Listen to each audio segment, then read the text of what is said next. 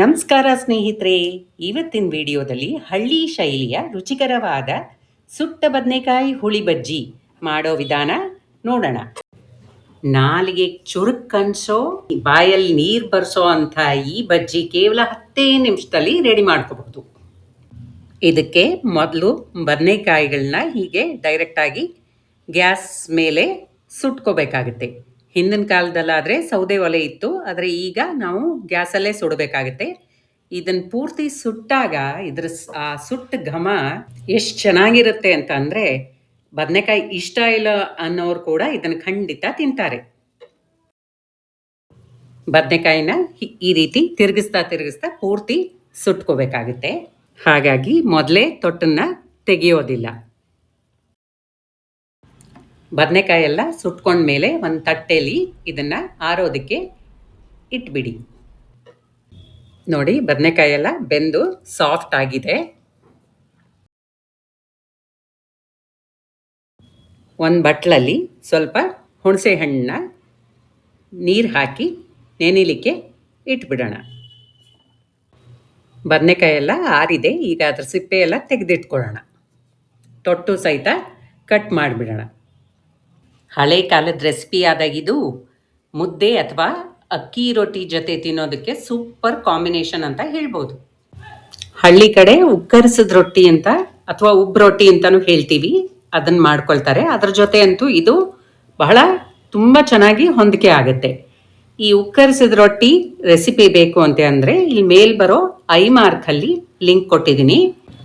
Click ಮಾಡಿ ಆ ಉಕ್ಕರಿಸಿದ ರೊಟ್ಟಿ ಜೊತೆ ಈ ಬಜ್ಜಿನ ಸವೀರಿ. ಸಿಪ್ಪೆ ಎಲ್ಲ ತೆಗೆದ ಮೇಲೆ ಇದನ್ನು ಕೈಯಿಂದ ಅಥವಾ ಒಂದು ಮ್ಯಾಶರ್ನಿಂದ ಚೆನ್ನಾಗಿ ಮ್ಯಾಶ್ ಮಾಡಿ ಇಟ್ಕೊಳ್ಳಿ. ಇದು ನೋಡೋದಕ್ಕೆ ಅಷ್ಟು ಚೆನ್ನಾಗಿ ಕಾಣದೇ ಇರ್ಬೋದು, ಅದರ ರುಚಿ ಮಾತ್ರ ತುಂಬ ಚೆನ್ನಾಗಿರುತ್ತೆ. ಈಗ ಬಾಣಲೆಗೆ ಸ್ವಲ್ಪ ಎಣ್ಣೆ, ಸಾಸಿವೆ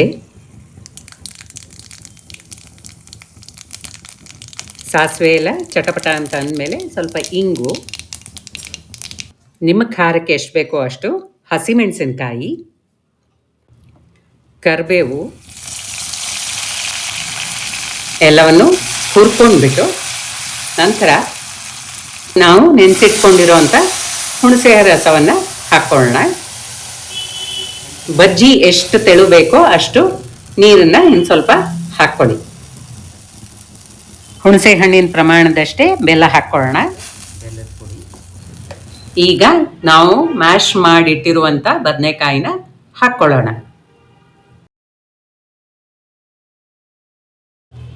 ಎಲ್ಲವನ್ನು ಮಿಕ್ಸ್ ಮಾಡ್ಕೊಳ್ಳೋಣ. ಬಜ್ಜಿ ಸ್ವಲ್ಪ ಗಟ್ಟಿ ಆಯಿತು ಅಂತ ಅನ್ನಿಸ್ತು, ಅದಕ್ಕೋಸ್ಕರ ಇನ್ನು ಸ್ವಲ್ಪ ನೀರು ಸೇರಿಸ್ಕೊಂಡಿದ್ದೀನಿ ನಾನು.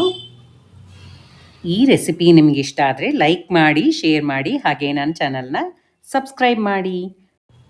ಈಗ ರುಚಿಗೆ ತಕ್ಕಷ್ಟು ಉಪ್ಪು ಹಾಕಿಬಿಟ್ಟು ಒಂದು 5 ನಿಮಿಷ ಸಣ್ಣ ಉರಿಲಿ ಇದನ್ನು ಕುದೀಲಿಕ್ಕೆ ಬಿಟ್ಟುಬಿಡೋಣ.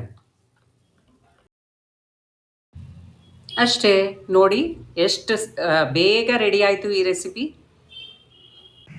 ಈ ಬಜ್ಜೀಲಿ ಸುಟ್ಟು ಬದನೆಕಾಯಿ ಘಮ ಮತ್ತು ಹುಳಿ ಸಿಹಿ ರುಚಿ ನಿಮ್ಮ ಊಟದ ರುಚಿನ ಹೆಚ್ಚಿಸೋದ್ರಲ್ಲಿ ಸಂದೇಹನೇ ಇಲ್ಲ. ಖಂಡಿತ ಟ್ರೈ ಮಾಡಿ. ವಿಡಿಯೋ ಪೂರ್ತಿ ನೋಡಿದ್ದಕ್ಕಾಗಿ ಧನ್ಯವಾದ.